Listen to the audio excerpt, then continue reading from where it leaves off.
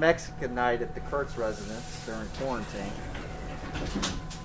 And the only thing that's going to get us through this is homemade margaritas.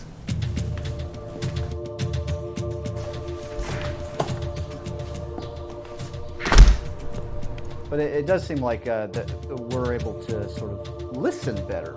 Yeah, I mean, I don't think we have a choice. You can go to the shopping centers and there's dudes walking around outside the shopping centers selling masks for $20 a pop, which I think is like $10 US.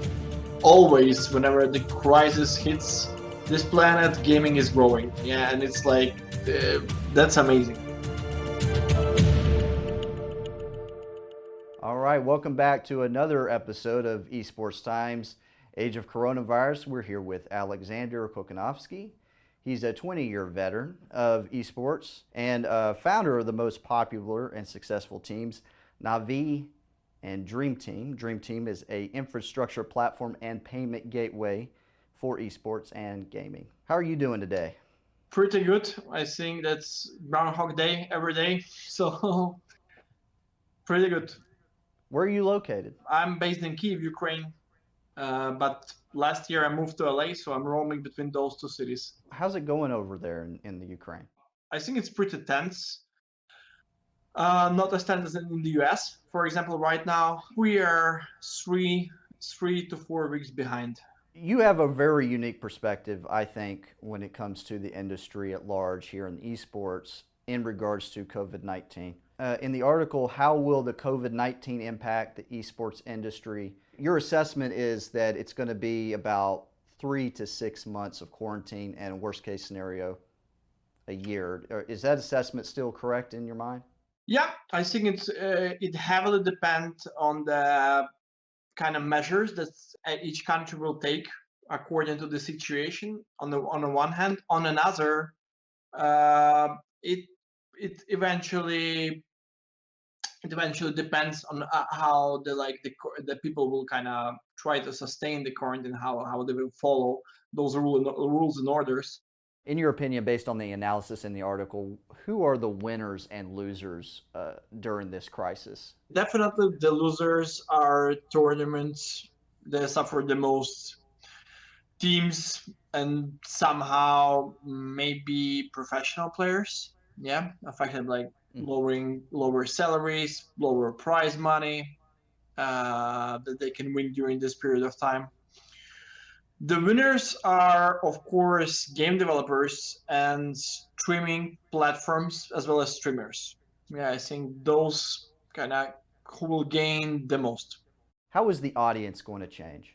I think for sure esports will get new viewers and new fans. That's for sure. Yeah, whenever you don't have sports industry, yeah, and you need to follow some like a different sports, and esports I think comes in handy in this particular case. So we can expect the growth of audience not by times, but I think 10 to 20%. Right now, whenever it's like you are locked down, your amount of like kind of entertainment is heavily limited. Yeah, so like literally there are only a few things that keep on going. Yeah, like gaming, streaming, and literally that's it. Esports coming as a like new age entertainment for you whenever you're sitting at home. Actually, you make an excellent point because all the traditional sports are not happening. Absolutely, and that's what I think the biggest gain out of this like situation, that esports will become bigger by numbers. Tell me more about the tournament operators. I think those guys will suffer the most for sure. Yeah, as far as you can see, neither tournament operators nor game developers, they don't want to do any forecasts right now, and I think they're under the gun. Literally, some of the companies will lose, I don't know, a minimum of half of the revenue. Yeah, so like 50% it will be a minimum cut. Some of them will lose up to 90%, maybe even to 100. So you're saying that betting is going to increase? The only betting that you have right now, that's esports. Yeah, and we have like the online matches density will increase, so you have more inventory to bet. And on another hand, people who were betting on sports, they will also relocate to esports. Let's talk about the game developers. they will earn the most out of it. People are staying home, they can watch Netflix or play computer games.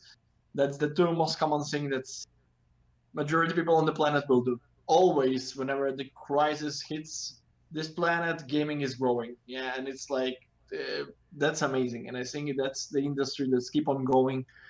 Nothing can stop game developers to become the number one entertainment industry on the planet. I think in the coming 5 years, because of cloud gaming and 5G, it will outperform everything: movies, music, even sports. Yeah, so it will be close to a 250 to 170 billion-dollar industry. You've probably been following this virus for a while, haven't you? From a first day, whenever they get the data, I just like make a like a bookmark with this virus spreading all over the planet. For me, it was like kind of, hey, I knew that thing would be really big and with a huge impact on the planet. How often do you go out to pick up groceries and stuff? Every 3 days, 3 to 4. A lot of toilet paper. A lot of toilet paper. Well, we're crazy about toilet paper over here in America. Some things are different, but toilet paper, hey. My grandfather used to sit down with me and tell me, toilet paper, when we were kids, we used to just take corn cobs and just scrape our ass. That's it. Yeah, the best solution. How did you get into esports and gaming?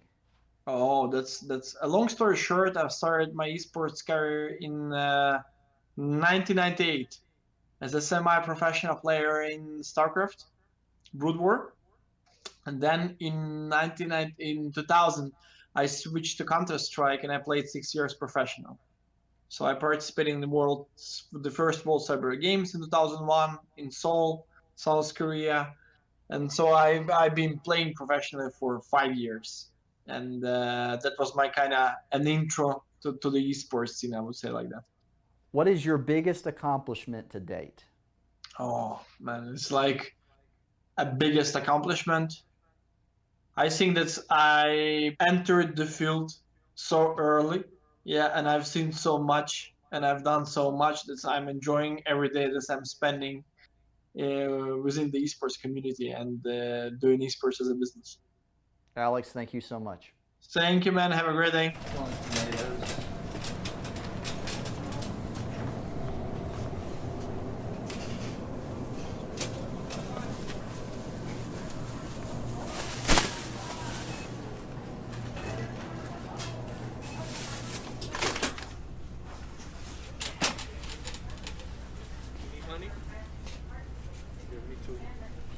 Me too. Who you telling? Honey too.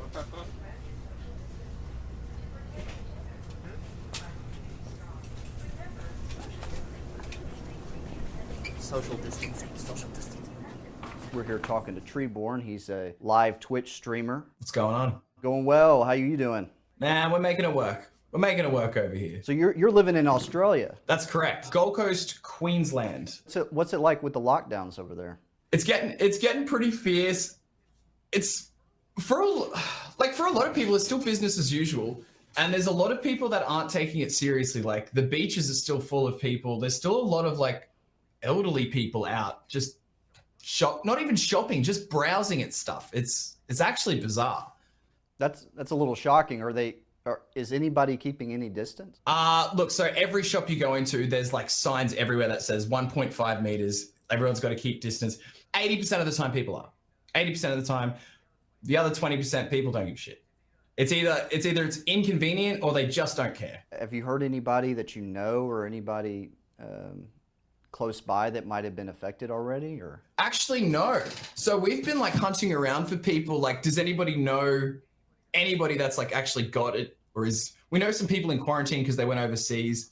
I've got like literally one mate that reckoned he had 2 mates that got tested positive for it. But other than that, it's on the Gold Coast, it's actually quite scarce. How about the streaming? Is that going better? Yeah, there's a lot more people that are willing to give Twitch a chance, I've noticed. Like people I know from just IRL, I guess. Yeah, actually flipping over and watching people play games that they play and coming to watch my stream and stuff, which is really cool. But typically it's a lot of the same people. I think with Twitch, it's very much a culture. Yeah, it's about interest. Yeah, exactly right. And people have got TikTok now. Everyone's just sitting at home on TikTok. I have so many friends that don't use TikTok or Instagram or any of that. They're all on TikTok now. Have you adopted any new habits that you didn't have before? With the virus? Yeah. Oh man, I'm such a big hugger, right? I love hugging people, and it's just so taboo now. It's really weird. Like to the point where you see it on TV, you see like people hugging or something, you're like, ooh, you can't do that. It's weird. It's actually really weird. Are you guys wearing masks, or do you not have access to them? Yeah, so yeah, everyone's starting to wear masks now. I didn't think everyone was going to do it, but they're doing it. Everyone's wearing them. And it's to the point, it's like Bali. Like you can go to the shopping centers and there's dudes walking around outside the shopping centers selling masks for $20 a pop, which I think is like $10 US, something like that at the moment. But yeah, it was really fierce. So I was like, are you even allowed to do that? No one cares at this point. At the best, it's like just stopping you touching your face. Like most of the people wearing masks, they're not doing shit. Like the ones we have, me and my mates at work, we've just got these ones that are just like, it's just black mesh. I'm like, this is not stopping anything but me like biting my nails. Any mask is better than no mask. Yeah, absolutely.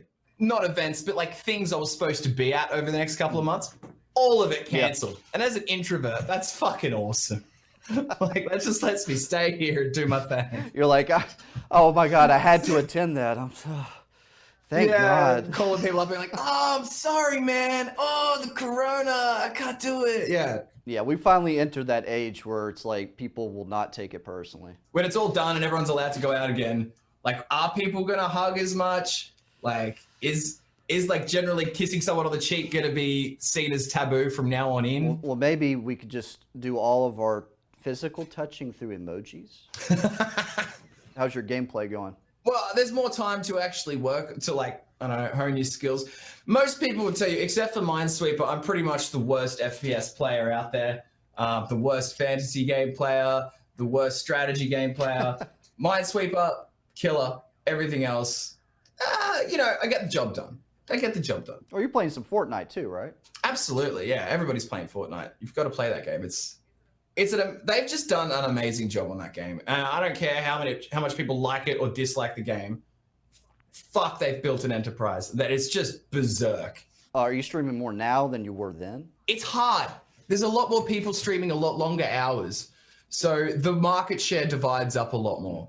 Not saying my numbers are huge anyway, but having everybody at home means everybody can stream, which means, the 10,000 viewer pool that we have now gets divided by a few more people.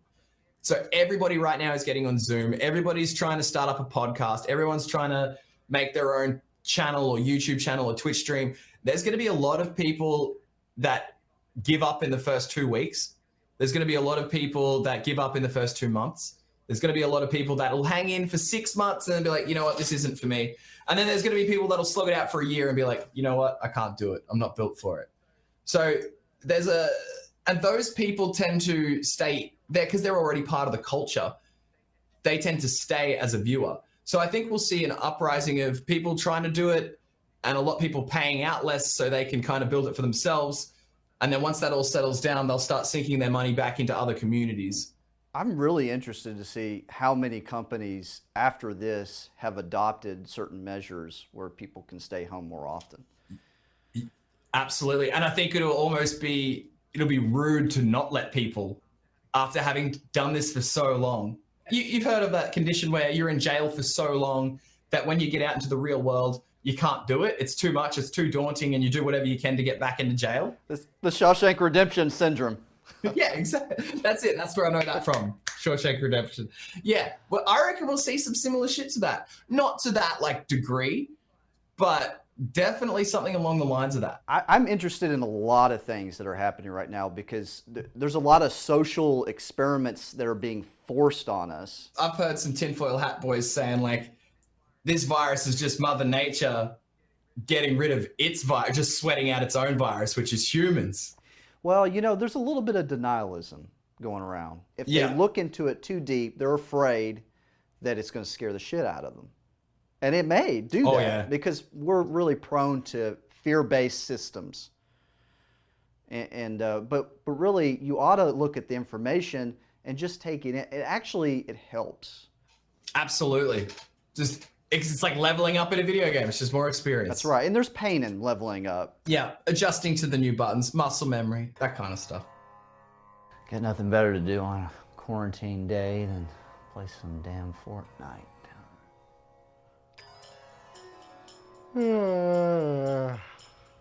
Look at all these characters having fun. They're not social distancing though. Island of quarantine. Oh look, I've got skills coming out of my ass here. Oh yeah, don't mind if I do. Let's hop on in, boys. There's something happening. What it is ain't exactly clear. There's a man with a gun over there telling me I got to beware.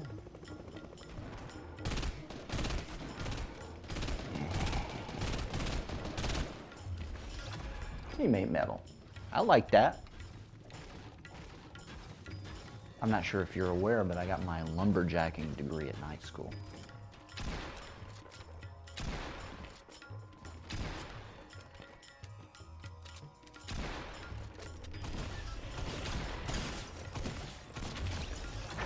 I gotcha, boy.